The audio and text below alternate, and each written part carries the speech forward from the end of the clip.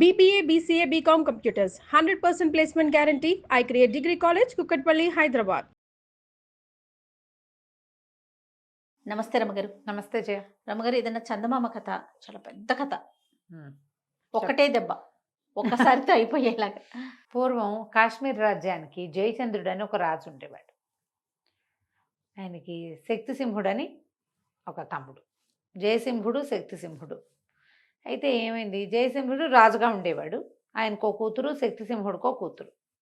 కాకపోతే ఈ శక్తిసింహుడు కొంతమంది మంత్రులు సామంతులతోటి స్నేహం చేసి అన్న మీద తిరుగుబాటు చేసి రాజ్యం లాగేసుకున్నాడు.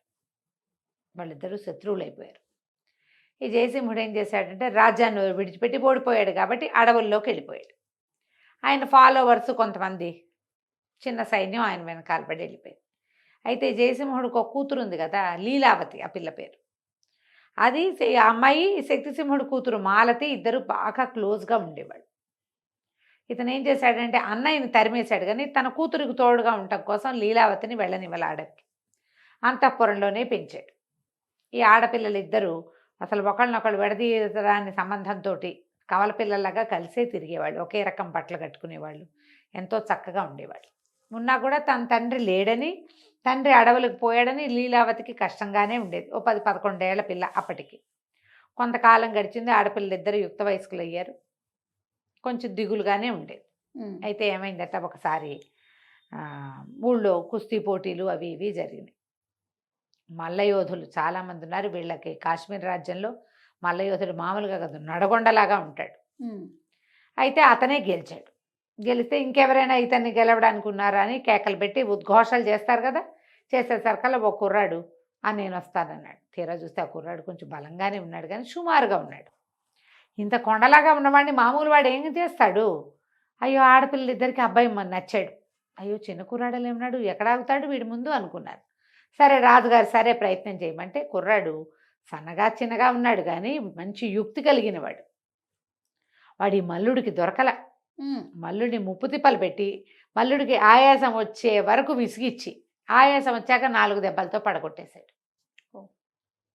రాజు ఎంతో మెచ్చుకున్నాడు. అమ్మాయిలు ఇద్దరు కూడా చాలా సంతోషించారు. వాళ్ళకి అట్లాంటి సరదాలు ఉన్నాయి. స్పోర్ట్స్ దగ్గరుండి చూసేవాళ్ళు. బోళ్ళు చప్పట్లు కొట్టారు ఇద్దరు. అక్కడి నుంచి ఈయన దగ్గర పిలిచి ఆప్యాయంగా పలకరించి, అబ్బాయి ఏ ఊరు ఏమిటి అంటే, నా పేరు మకరాంకుడు అండి, నేను గోపాల దేవుడి కుమారుడిని అని చెప్పాడు. రాజుగారి మొహం ముడుచుకున్నాడు. ఎందుకు? జయసింహుడికి స్నేహితుడు గోపాలదేవుడు. పాత రోజుల్లో జయసింహుడు గోపాలదేవుడు కలిపి వేటాడేవాళ్ళు. అతను మరణించాడు. కానీ ఎప్పుడైతే గోపాలదేవుడు కొడుకు అని తెలియంగానే ఈయనకు మాడు మొహం పెట్టుకున్నాడు. ఇక పెద్దగా ఎంకరేజ్ చేయలే. తన ఆగర్భ శత్రువు తాలూకు ఫ్రెండ్ కొడుకు అంటే ఎవరికి ఇంట్రెస్ట్ ఉంటుంది?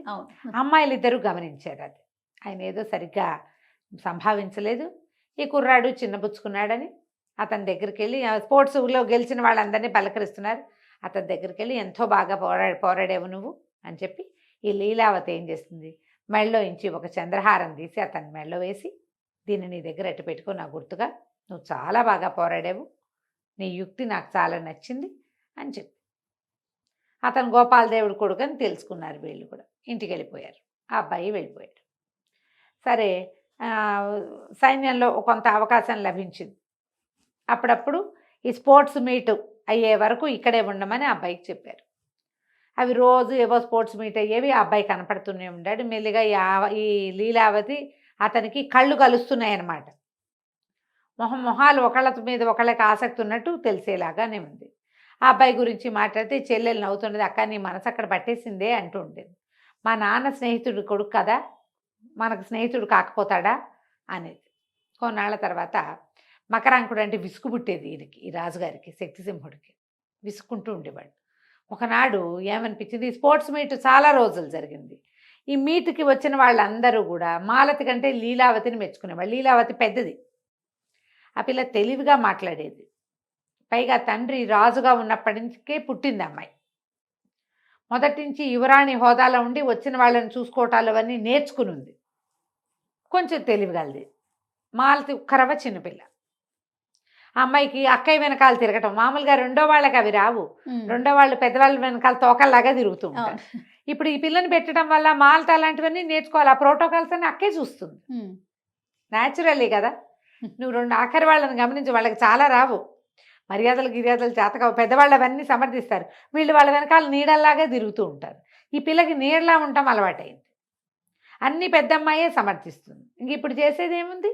అక్కడి నుంచి ఏమైంది, వచ్చిన వాళ్ళంతా వాళ్ళు వీళ్ళు ఆ దేశం నుంచి ఈ దేశం నుంచి వచ్చిన వాళ్ళంతా పెద్దమ్మాయి గారు భలే చురుకు అన్నలా మెచ్చుకునేవారు. ఒళ్ళు మండిపోయేది. చిచ్చి, ఈ పిల్లని ఉంచుకునేసరికి నా పిల్ల కనపడకుండా పోయిందని, నువ్వు మీ నాన్నతో అడవికి వెళ్ళిపో, మీ నాన్న దగ్గర పో నువ్వు అంటాం మొదలెట్టాడు. మకరాంకుడి మీద చిరాగ్గా ఉంది, వాడు రోజు కనపడుతున్నాడు. ఇప్పుడు కొత్తగా ఈ పిల్లని అందరూ మెచ్చుకోవటం మొదలుపెట్టారు. దాంతో చిర్రెత్తుకొచ్చేసింది. సరే వెళ్ళిపో అనేసరికల్లా ఈ మాలతి పొలబోతిపోమని ఏడ్చింది. అదే నాన్న, మీ ఇద్దరం ఒక్క ప్రాణంగా ఉన్నాం, అక్కయ్య లేకపోతే నేను ఉండను అంటే అట్లా కాదన్నాడు ఆయన. అట్లా కాదు, అది వాళ్ళ నాన్న దగ్గరికి వెళ్తే నువ్వు నీ తండ్రి దగ్గర ఉండాలి, దానికి వాళ్ళ నాన్న కావాలి, నీకు వద్దా అని తిట్టాడు. పెళ్ళి ఒప్పుకుంది. కానీ ఏమనుకున్నారు, అసలు వీళ్ళకి చెప్పొద్దు, ఆయన ఏదో ఏర్పాటు చేస్తాడు, ఆ లోపలే మన ఇద్దరం వెళ్ళిపోతాం, పోయి అడవిలోనే ఉందాం నా పెద్దనాన్న దగ్గర అని చెప్పి అక్కయ్యని ఒప్పించింది. ఆ అమ్మాయికి తండ్రి దగ్గరికి వెళ్ళాలని ఉంది లీలావతికి, కానీ మాలతిని వదిలిపెట్టడం మీద పెద్ద ఆసక్తి లేదు. అది ఎట్లాగో వస్తానంటోంది కదా. సరే వీళ్ళు ఏం చేశారు, డబ్బు దశకం నగలు నాణ్యాలు ప్యాక్ చేసేసుకున్నారు. కానీ తమ వేషాలు తీసేసి సామాన్యులుగా ముతక బట్టలు వేసుకుని అడవి దారి పట్టి ఊళ్ళోంచి బయటికి వెళ్ళిపోయేది. ఇక ఊర్లన్నీ దాటేవరకు అడవి ఇంతేం దగ్గరలో లేదు, టౌన్కి ఎక్కడో ఉంది. వీళ్ళు ఒక సిటీలో నగరంలో ఉన్నారు. వెళ్ళగా వెళ్ళే దారంతా చేతిలో డబ్బులు ఉన్నాయి కదా, అన్ని చోట్ల తిండి తిప్పలు శుభ్రంగా నడిచాయి.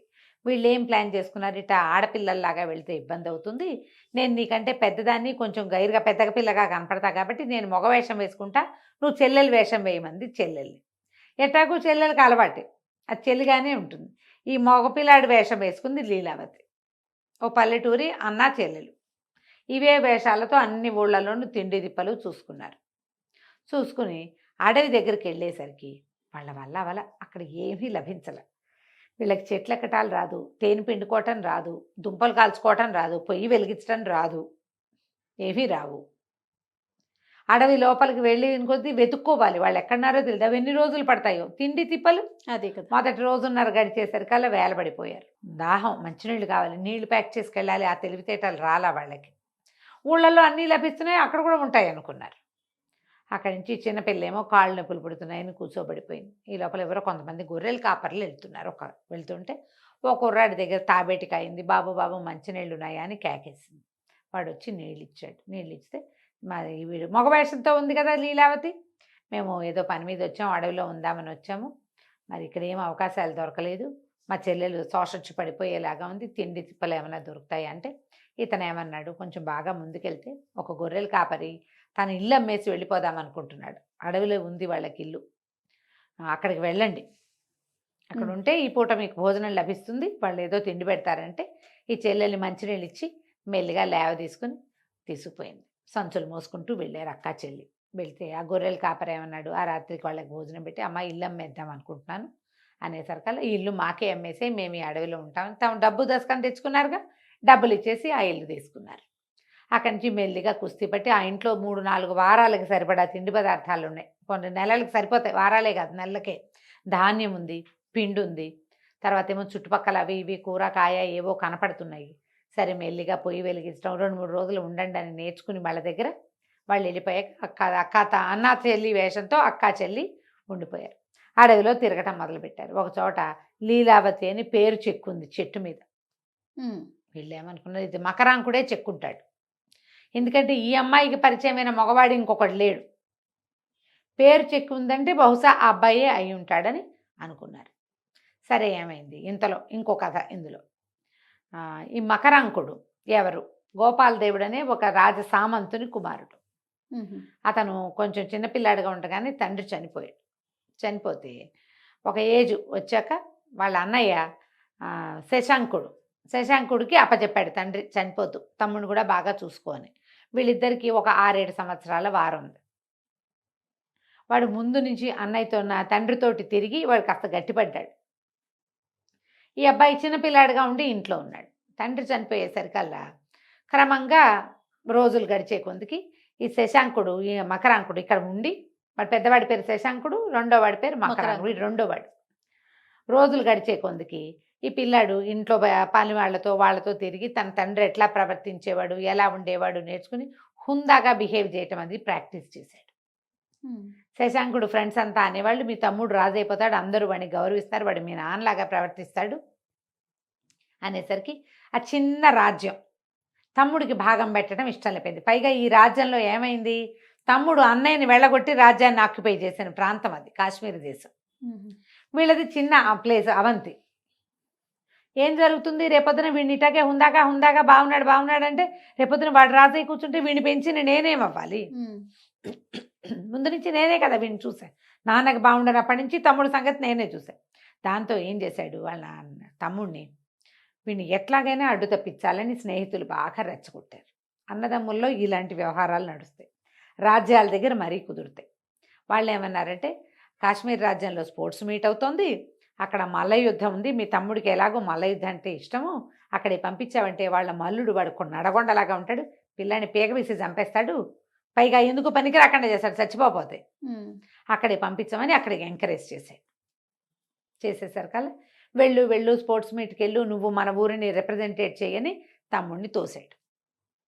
ఆ తమ్ముడు అక్కడికి వెళ్తుంటే మధ్యదారిలో ఎవరో కనపడి హాత్తేరి నిన్ను చంపడానికే ప్లాన్ చేశారా అనేసరికి చాలా కష్టంతో వచ్చింది. ఏమిటి మా అన్నయ్యకి ఇలా వచ్చి పుట్టింది, సరే ఏదో చచ్చేపోదాంలే పోని, అక్కడ ఏదో పేరు తెచ్చుకుని గోపాల్ దేవుడి కొడుకు బాగా పోరాడాడని పేరు తెచ్చుకుని చచ్చిపోదామని వచ్చాడు. కానీ ఇక్కడ గెలిచాడు. ఈ గెలిచిన తర్వాత ఏమైంది, రాజుగారి 4 రోజులు కూడా సరిగ్గా చూడలేదు తాను. మళ్ళీ వెనక్కి వెళ్ళేసరికల్లా గెలిచి ఇంటికి వచ్చేసరికల్లా శశాంకుడికి భయం వేసింది, అమ్మో వీడు వాడిని కూడా గెలిచాడంటే మన కొంప ముంచేస్తాడని ఒకనాటి రాత్రి తమ్ముడున్న గదికి నిప్పు పెట్టిద్దాం అనుకున్నాడు. ఈ నౌకర్లలో ఉన్న ఒక ముసలివాడు అది గమనించి, బాబు ఇల్లు నిప్పు పెట్టేలాగా ఉన్నారు, నువ్వు పారిపోదు కానీ పద, నిన్ను ఎక్కడి నుంచో ఏదో పక్క నుంచి సందు నుంచి తీసుకుపోతానని ఈ కుర్రాన్ని వెంబడి పెట్టుకుని ఏదో పిచ్చి సందులోకి, పాడుబడిన ఇళ్ల సందులోకి తీసుకుపోయి కుర్రాన్ని దాటిచ్చేశాడు. అది తగలబడిపోయింది కానీ మకరాంకుడు తప్పించుకున్నాడు. ఆ తప్పించుకున్న మకరాంకుడు అడవిలోకి చేరాడు. వీళ్ళ దగ్గర ఏమీ లేవు, రాత్రికి రాత్రి పారిపోయారు. కాయ కసురు తిన్నారు, సరిపోలా ఆహారం. ఇక నడవగా ఈ ముసలివాడు నౌకరు తీసుకొచ్చాడు కదా, వాడి వేళ పట్టును ఇంత తింటారు, పెద్ద వయసు వచ్చేసరికి ఎక్కువ తినలేరు, వేళ తప్పి ఉండలేరు. ఎక్కడో కళ్ళు తిరిగి పడిపోయేసరికల్లా ఈ మకరాంకుడు ఏం చేశాడు, నువ్వు ఇక్కడే పడుకో, నేను ఏమైనా నీళ్లు తిండి దొరుకుతుందేమో చూస్తానని మొత్తం వెతకడానికి వెళ్ళాడు. ఈ వెళ్ళి ఎక్కడికి వెళ్ళాడు, పాతరాజైన జయసింహుడు ఉన్న ప్రాంతానికి వెళ్ళాడు. అక్కడ వాళ్ళు ఒక 4-5 ఆశ్రమాలు లాంటివి, ఒక పర్ణశాలలు లాంటివి కట్టుకున్నారు. అప్పుడే వంట చేసుకున్నారు. ఆయన చూడడానికి వచ్చిన వాళ్ళు కొంతమంది ఉన్నారు, ఆయన ఆశ్రితులు కొంతమంది ఉన్నారు. వాళ్ళు అక్కడ వంట చేసుకుని తింటున్నారు.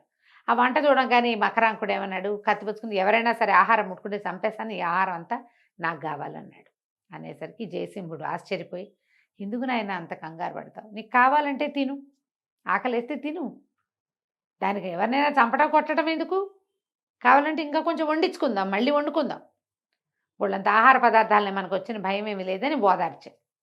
దాంతో ఈ మకరాంకుడు సిగ్గుపడి, క్షమించండి, నేను కూడా జంతువులాగా ప్రవర్తిస్తున్నాను, ఆకలితోటి 3 రోజులు అయిపోయింది మేము అన్నం తిని, నాకంటే ముందు నా పనివాడు పాపం ముసలివాడు, వాడి వల్ల అయ్యేలాగా లేదు, కొంచెం ఆహారం ఇచ్చారంటే అతనికి ఇస్తానన్నాడు. సరే ఈయన కుర్రాన్ని కూర్చోబెట్టి భోజనం పెట్టి కొంచెం ఫుడ్ ప్యాక్ చేసి ఇచ్చారు. మంచినీళ్ళు కించినీళ్ళు ఇచ్చి ఎవరో మంచి సాయం పంపిస్తే ఆ ముసలి నౌకరికి కూడా అన్నం పెట్టి కాస్త వాడిని గోపికి తెచ్చాక వచ్చేసి ఈ పటాలం దగ్గరకు వచ్చాక ఆయన అడిగాడు, ఎవరి తాలూకు ఏంటంటే గోపాల్ దేవుడి 2వ కుమారుడు అనగానే ఆయన ఆశ్చర్యపోయాడు. అదేమిటో నేను చూసినప్పుడే అనుకున్నా, చూసిన మొహంలాగా ఉందని, మీ నాన్న నాకు చాలా స్నేహితుడు, మేమిద్దరం ఈ అడవిలో ఎన్నేళ్ళో వేటాడేమో, ఏమైంది ఏమిటి అంటే మా అన్నయ్య ఇట్లా చేశాడండి, పారిపోయి ఇచ్చాను అన్నాడు.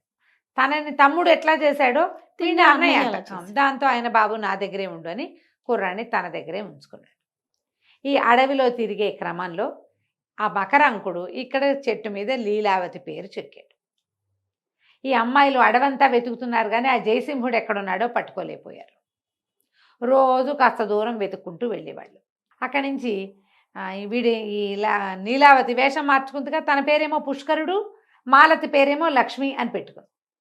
ఈ పుష్కరుడి వేషంలోనే ఈ అమ్మాయి రోజు తిరిగేది, మగ వేషం కాబట్టి ఇబ్బంది లేదు. అడవిలో తిరుగుతుంటే ఒకనాడు మకరాంకుడు ఎదురుపడితే మాట్లాడుకున్నారు. మకరాంకుడు మెళ్ళో తనిచ్చిన చంద్రహారం ఉండడానికి గమనించింది. గమనించి వీడు తన మీద మనసు పెట్టుకునే ఉన్నాడని, ఇతనే అక్కడ లీలావతి పేరు చెక్కాడని నిర్ధారణ చేసుకుంది. ఆ అమ్మాయికి ఇతని మీద ఇంట్రెస్ట్ ఉంది. ఎప్పుడైనా ఒకటి మీద ఇంట్రెస్ట్ వెళ్తే సంవత్సరం తర్వాత అయినా వాళ్ళని గుర్తుపడతారు, అంత తొందరగా మర్చిపోరు కదా. సరే మాట్లాడుకున్నారు. కానీ అతనికి లీలావతి పోలికలు ఉన్నాయి ఈ అబ్బాయికి అని తెలిసింది. కానీ ఇదే లీలావతి అయి ఉంటుందని అనుకోవాలి. ఎందుకంటే లీలావతి అమ్మాయి మొదటి నుంచి కూడా మొరటుగా కనపడ్డము, తర్వాత ఏమో మాటలు యాస మార్చేసుకుంది. స్వీట్ వాయిస్ కాకుండా బేస్ వాయిస్ తోటే మాట్లాడేది. దాంతో వీళ్ళిద్దరూ ఫ్రెండ్స్ అయ్యారు. 2 సార్లు, ఒకసారి 2 సార్లు కలుసుకున్నారు. కలుసుకున్నాక అతను ఏం చెప్పాడంటే, నేను ఆ లీలావతిని మర్చిపోలేకపోతున్నాను, నా ప్రాణం అంతా అమ్మాయి మీదే ఉంది, నేనేమో అడవిలో ఉన్నాను, ఆ అమ్మాయి రాజ్యంలో ఉంది, పోనీ ఇక్కడే ఉన్న ఈయన కూతురు కాబట్టి నాకు కుదిరేది, ఇప్పుడు నేనేం చేయగలను, ఆ శక్తిసింహుడు అమ్మాయిని వదులుతాడో వదలడో తెలియదంటే, అయితే ఈ లీలావతి ఏమంది, నువ్వు ప్రేమిస్తున్నానని చెప్పావంటే, ఎక్కడ చెప్పాను, మేమిద్దరం చూసుకుంటూ ఉండేవాళ్ళం అంతేనన్నాడు. అయితే ఓ పని చెయ్యి, నువ్వు మా ఇంటికి రా, మా ఇంట్లో మా చెల్లెలు ఉంది, నేను లీలావతిలాగా నటిస్తా, మా చెల్లితో అంటల్లా నేనే లీలావతిగా నటిస్తాను, అప్పుడు నువ్వు లీలావతితో ఏమేమి చెప్పదలుచుకున్నావో అవన్నీ నాకే చెప్పు, నీకు కూడా కొంచెం మనసులో బరువు తీరినట్టు ఉంటుంది అని చెప్పి ఇంటికి తీసుకెళ్ళింది. అమ్మాయిలు ఇద్దరు ఇతను లీలావతితో మాట్లాడుతుంటే మంచిగా ఎంజాయ్ చేసేవాళ్ళు. లీలావతికి ఎలాగో సరదాగా ఉంది, తనకు కావాలి ఇతను ఎట్లాగైనా, కానీ ఇప్పుడే తన వేషం బయట పెట్టకూడదు. వీళ్ళిద్దరూ బాగా కలుస్తూ ఉండేవాళ్ళు తరచుగా. సరే, ఇప్పటికి చాలా నిమిషాలు పెద్ద కథ చెప్పాను కదా. దీని తర్వాత ఏమైందో, మకరాంకుడు లీలావతిని పెళ్లి చేసుకోగలిగాడా లేదా, జయసింహుడికి రాజ్యం వచ్చిందా రాలేదా, మనం వచ్చే భాగంలో తెలుసుకుందాం. తప్పకుండా రమగారు. నమస్తే. నమస్తే జయ. రమగారు, మనము లీలావతి అండ్ మకరాంకుడు కథ చెప్పుకుంటూ ఉన్నాము, అది కంటిన్యూ చేసేద్దామండి. లీలావతి మాలతి ఇద్దరు అన్నా చెల్లి వేషాలతోటి అడవిలో ఉన్నారు.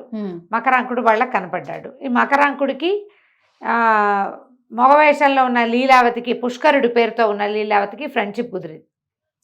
సరే మాట్లాడుకుంటూ ఒకసారి మకరాంకుడు తను ఇట్లా జయసింహుడి దగ్గర ఉంటున్నానని చెప్పి ఈ పుష్కరుడిని తీసుకుపోయాడు. తీసుకెళ్తే ఈ అమ్మాయి మగవేషం నుండి తండ్రితో మాట్లాడి తండ్రి ఆను పాను అన్నీ తెలుసుకుంది. కానీ ఆ అమ్మాయికి తండ్రి దగ్గర చేరిపోవాలని లేదు ఇమీడియట్గా. ఈ మకరాంకుడికి తనంటే ప్రేమ, ఇతన్ని స్వాధీనం చేసుకోవాలి. ఈ లోపల ఏమైంది, అక్కడ వెళ్ళినప్పుడు ఆయన అడిగాడు, ఏ వంశము, మీ నాన్న ఎవరు, ఏమిటంటే నేను గొప్ప వంశంలోనే పుట్టానండి అని తండ్రి పేరు మాత్రం చెప్పాలి. వీళ్ళు తిరుగుతూ ఉండేవాడు మకరాంకుడు వీళ్ళ దగ్గరికి. తిరుగుతూ ఉండి లీలావతితో తను మాట్లాడదలుచుకునేవి, ఆ అమ్మాయి తనకి ఎట్లా గుర్తొచ్చింది, రాత్రి కల్లో ఎలా వచ్చింది, అవన్నీ ఈ పుష్కరుడి వేషంలో ఉన్న లీలావతికే చెప్తూ ఉండేవాడు. అక్క చెల్లి సంతోషంగా సరదా పడుతూ వింటూ ఉండేవాడు. ఒకనాడు ఈ మకరాంకుడు వీళ్ళ దగ్గరికి వస్తానని చెప్పి ఆ రోజు పొద్దునే వస్తూ ఉంటే అతనికి ఒక పొద దగ్గర పడుకుని ఉన్న ఒక మనిషి కనిపించాడు. ఎవడో వేటకు వచ్చినవాడు, ధనుర్బాణాలు పక్కనుండే పడుకుని ఉన్నాడు. పడుకుని ఉంటే ఒక పెద్ద సర్పం ఉంది అతని పక్కన. ఉలిక్కిపడ్డాడు. ఇతను వెళ్ళి కాళ్ళ చప్పుడు వేసరికల్లా సర్పం బారిన పడిపోవాల్సింది. వీడు వెళ్ళేసరికి పాము పారిపోయింది. ఇంకొంచెం ముందుకు వెళ్ళేసరికల్లా రెండో పక్క నుంచి ఒక సింహం వాడికేసే చూస్తుంది, పడుకున్న వాడికేసే. సింహం కానీ పులి కానీ కదలని వాటి మీద పడవు, చచ్చిపోయిన వాటి జోలికి వెళ్ళవు. మనుషులు పడుకున్నారనుకో, స్టిల్గా ఉంటే వాళ్ళ జోలికి వెళ్ళవు అవి. వాడు కదిలితేనే, వాడు కదలటం కోసం చూస్తోంది. ఎప్పుడైతే ఈ సింహం చూస్తుందో, అయ్యో పాము నుంచి తప్పించుకుని వీడెవడో సింహం నోట్లో పడేందుకు సిద్ధంగా ఉన్నాడే అని చెప్పి దగ్గరికి వెళ్ళేసరికి వీడికి కనపడింది, వీడు శశాంకుడు, తన అన్నయ్య. ఓహో, ఏ వేటకో వచ్చుంటాడు, దారి తప్పి రాత్రి వెళ్ళలేకపోయాడు ఇంటికి, ఈ చెట్టు కింద పడుకున్నాడు. తెల్లారేసరికి సింహం చేరింది అక్కడ. అక్కడి నుంచి వెళ్ళిపోదామనిపించింది. తనని 2 సార్లు చంపేందుకు ప్రయత్నం చేశాడు అన్నయ్య. ఓసారి మల్ల యుద్ధానికి పంపాడు, రెండోసారి ఇంటికి నిప్పు పెట్టే ప్రయత్నం చేశాడు తను పడుకున్న గదికి. వాడిని రక్షించబుద్ధి కాల. కానీ ఒక్క అడుగేస్తే నాన్న గుర్తొచ్చాడు వాడికి. అన్నయ్య మాట విను, అన్నయ్య చెప్పినట్టు ఉండు అని చెప్పాడు. చచ్చిపోతుంటే వదిలిపెట్టచ్చా, వాడు చేస్తే చేశాడు. వాడి చుట్టుపక్కల మాట విని ఆస్తి 2 భాగాలు అవుతుందన్న దురాశకి లోనే చేశాడు. నాకు ఇప్పుడు ఏమీ లేదు, నాకు ఆస్తి వద్దు, స్వాస్తి వద్దు. ఎవడైనా మనిషి ఉన్నా కూడా రక్షించేవాడిని కదా, సొంత అన్నయ్యని నేను చేయొచ్చా ఇట్లా? తప్పనిపించింది. అక్కడి నుంచి సింహాన్ని కొట్టాడు, కర్ర బాణం వేసి. కొట్టేసరికి సింహం వాడి మీదకి దూకింది.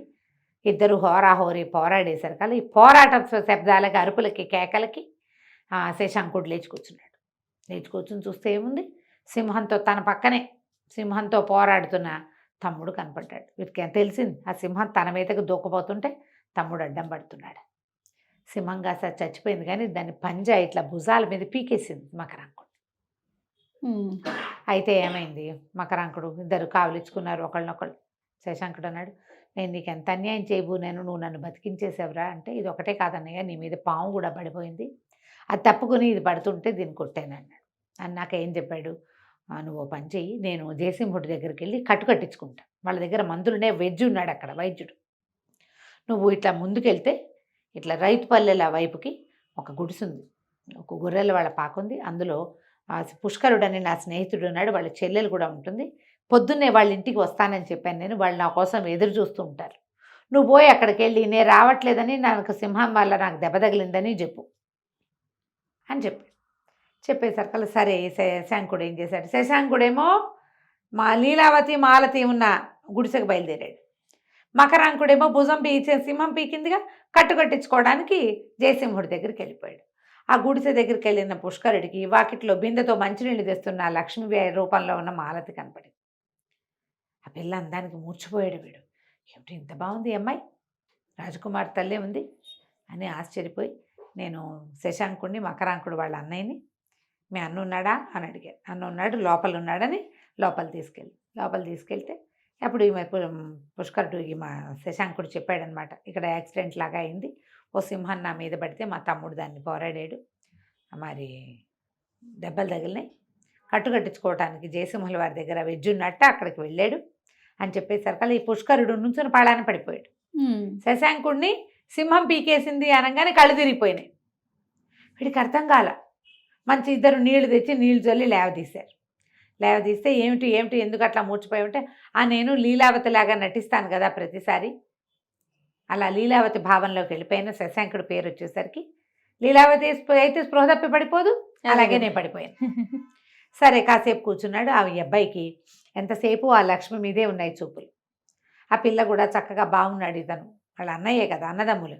అక్కడి నుంచి అడిగింది, మీరు ఎట్లా మీ ఇద్దరు ఎట్లా కలిశారు, మీ ఇద్దరు ఏదో విడిపోయారని చెప్పాడే మాకు మకరాంకుడు అంటే, అవును నేను పొరపాటు చేశాను, నా తమ్ముడితోటి నేను వైరం కొని తెచ్చుకున్నాను అనవసరంగా, వాడు చాలా మంచివాడు, మా నాన్నలాగా చాలా సహృదయుడు, నేను ఇది ఎట్లా ప్యాచప్ చేసుకోవాలో కూడా నాకు అర్థం కావట్లేదు అని చెప్తే, లక్ష్మి పుష్కరుడు ఇద్దరు బాగా ఓదార్చారు. ఇప్పుడు కలిసిపోయారు మీ ఇద్దరు, హాయిగా కులాసాగా కలిసి ఉండండి, మీ తండ్రి లేడు తల్లి లేదు, అన్నదమ్ములే కదా కలిసి ఉండాలి. ఇప్పుడు మేము చూడండి మాకెవరు లేరు, మేము ఇద్దరం కలిసి ఉండట్లా, ఏముంది ఒక రాజ్యం 2 ముక్కలు అయితే అవుతుంది, ఏమైపోతుంది, ఎవడి ముక్క వాడు పాలించుకోండి చక్కగా అని బాగా ఎంకరేజ్ చేశారు. సరే ఈ మకరాంకుడు శశాంకుడిని కలిసిపోవాలని ఇతను ఊహించుకున్నాడు.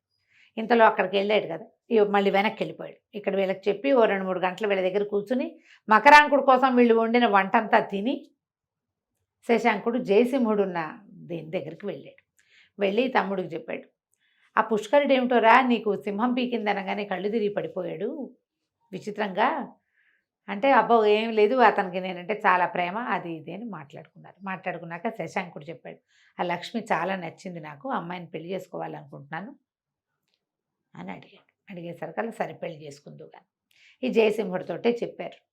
ఆ రోజు వచ్చాడు కదా పుష్కరుడు, అతని చెల్లెల్ని మా అన్నయ్య పెళ్లి చేసుకుంటానంటున్నాడు అంటే, సరే పెళ్ళి ఇక్కడే చేసుకుందాం, ఇక్కడే చేస్తాను, వాళ్ళు కూడా అడవిలో ఉండే పిల్లలు ఎవరు లేరు, అన్నా చెల్లియే ఉన్నారు, పెళ్ళి ఇక్కడ చేద్దామంటే ఈ మకరాంకుడు కనిపించింది, నాకు కూడా లీలావతి దొరికితే ఎంత బాగుంటుంది, దొరకట్లేదు నాకు, నేను ఎట్లా తెచ్చుకోవాలో తెలియటం లేదని అక్కడికి వెళ్ళి వాళ్ళని పెళ్లి అప్పచెప్తే ఈ పుష్కరుడు ఏమన్నాడు, నిజంగా చెప్పు నీకు లీలావతిని పెళ్లి చేసుకోవాలని ఉందంటే, అక్షరాలా ఉంది, వాళ్ళ నాన్నకి రాజ్యం లేకపోయినా ఆయన అడవిలో ఉన్నా ఎలా ఉన్నా సరే లీలావతే కావాలి, ఎందుకంటే నేను మల్లుడితో యుద్ధం చేసినప్పుడు ఆ అమ్మాయికి నేను ఫలానా రాజ్యం తాలూకు చిన్న కొడుకు కుమారుడు అని తెలియదు, ఆ అమ్మాయి ఊరికే ఆ రాజుగారి దగ్గర పెరుగుతున్నటువంటి ఆయన శత్రువు యొక్క కూతురు, అప్పుడు ఆ అమ్మాయికి రాజ్యం లేదు, రాజ్యం ఉన్నది ఎవరికి, మాలతికి, లీలావతికి ఏం లేదు, రాజుగారి పెంపుడు కూతురు, ఆయన తన కూతురు కోసం ఆ పిల్లని చేరదీశాడు, కానీ దానికి ఏమో రాజ్యమో భోజ్యమో ఇద్దామని అయితే కాదు, కానీ నాకు పెళ్లి చేసుకోవాలని ఉందని చెప్పేసరికి మీరు పెళ్లి ఏర్పాట్లు చేసుకోండి, లీలావతి వచ్చే ఏర్పాట్లు మేము చేస్తామన్నారు. ఎట్లా అంటే సమాధానం లేదు, నీకెందుకు నేను తెప్పిస్తా కదా అక్కడి నుంచి సరే పెళ్ళి ఏర్పాట్లయినాయి. సరే పెళ్ళి ఏర్పాట్లకి అన్న చెల్లి కలిసి వెళ్ళారు అక్కడికి. అంతా ముహూర్తం దగ్గర పడేసరికి అమ్మాయిని తయారు చేసి తీసుకొస్తామని చెప్పి ఇద్దరు అక్క అన్న తమ చెల్లె వేషంలో ఉన్నారుగా, వీళ్ళు కుటీరంలోకి వెళ్ళారు. వాళ్ళు వచ్చేటప్పుడే తమ సామాన్లన్నీ తెచ్చుకున్నారు. చక్కగా లోపలికి వెళ్ళి తమ రాజకుమార్తెల అలంకారాలన్నీ బయట తీసి అమ్మాయి మగవేషం తీసేసింది. ఇద్దరు చక్కగా డ్రెస్ అయిపోయి బయటకు వస్తే పుష్కరుడేడి అన్నారు. ఇదిగో పుష్కరుడు అని చూపించింది. ఇప్పుడు ఇన్నాళ్ళు పుష్కరుడి వేషంలో ఉన్నది ఎవరు? లీలావతి. ఎప్పుడైతే ఆడపిల్లల స్వరూపంలో కనపడ్డారో వాళ్ళని గుర్తుపట్టాడు జయసింహుడు. ఈ పిల్లలు తమ పిల్లల్లాగా ఉన్నాడు. ఆయన ఆశ్చర్యపోయాడు, ఏమిటమ్మా ఇది అన్నాడు. అనేసరికి మాలతే చెప్పింది, మా నాన్న లీలావతిని ఇక్కడికి పంపించేద్దాం అనుకున్నాడు, అది లేకుండా ఉండలేక నేను వచ్చేసాను. మా నాన్నకి చెప్పి రాలేదు, మా నాన్నకి చెప్పలేదు, కానీ ఆయనకి వార్త వెళ్ళింది, ఎప్పుడో వస్తాడు. సరిగ్గా అదే సమయానికి గొర్రెల కాపర్లు కొందరు ఇచ్చిన వార్తలు తెలుసుకుని తన కూతురు పెంపుడు కూతురు ఇక్కడ ఉన్నారేమో చూడడానికి ఈయన కూడా బయలుదేరి వచ్చాడు. వీరసింహుడు కూడా, ఈ శక్తిసింహుడు, వీరసింహుడు కదా ఆయన పేరు, శక్తిసింహుడు రాజుగారి తమ్ముడు, మాలతి వాళ్ళ నాన్న. ఆయన వచ్చేసరికల్లా పెళ్ళైపోయింది. ఇక్కడ ఇద్దరు ఆడపిల్లలు చక్కగా పెళ్ళిళ్ళు చేసేసుకుని మకరాంకుడిని శశాంకుడిని పెద్దండ్రికి దండాలు పెడుతున్నారు. దండం పెట్టే సమయానికి వచ్చేసరికి ఆయన నిర్ఘాంతపోయాడు. ఇదేమిటి ఇట్లా చేశారు? కానీ ఆయనకి మెల్లిగా అర్థమైంది, నేను చేసిందే పొరపాటు. మా రాజ్యంలో ఉన్న ప్రతి వాళ్ళకి జయసింహుడే కావాలి. ఆయనే మంచి రాజు, ఆయన కూతురే మంచి పిల్ల. నేను ఎప్పటికీ ప్రజల మనసు గెలవలేకపోయాను. కానీ శశాంకుడు తను పొరపాటు చేసిన మళ్ళీ సర్దుకుని తన తమ్ముడిని కలుపుకున్నాడు. నేనేమో అలా ఎందుకు చేయలేకపోతున్నాను నేను అని చెప్పి అన్నకి దండం పెట్టేశాడు. నువ్వు వచ్చి నీ రాజ్యం ఏలుకో, నేను నీ తమ్ముడుగా నీకు సహాయం చేస్తా. నేను రాజుగా ఉండలేను.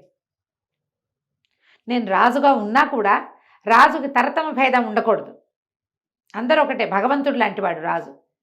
నేను అట్లా ఉండలేకపోతున్నా, నేను తమ్ముడుగానే ఉంటాను అని చెప్పేసి అన్నయ్యని తీసుకెళ్ళిపోయాడు. ఆడపిల్లలిద్దరూ చక్కగా శశాంకుడిని మకరాంకుడిని పెళ్లి చేసుకుని వాళ్ళ అవంతి నగరానికి వెళ్ళిపోయారు. తర్వాత కాలంలో వీళ్ళకి ఆడపిల్లలే కదా ఉంది. ఈ కాశ్మీర రాజ్యాన్ని అన్నదమ్ములిద్దరూ చెరిసగంగా పరిపాలించారు. చెరిసగంగా మరి మాలతి కూడా మా అక్క చెల్లి కలిసి ఉండాలని భావిస్తుంది. అలా కథ కంచికి మనం ఇంటికి. నమస్తే. నమస్తే జయ.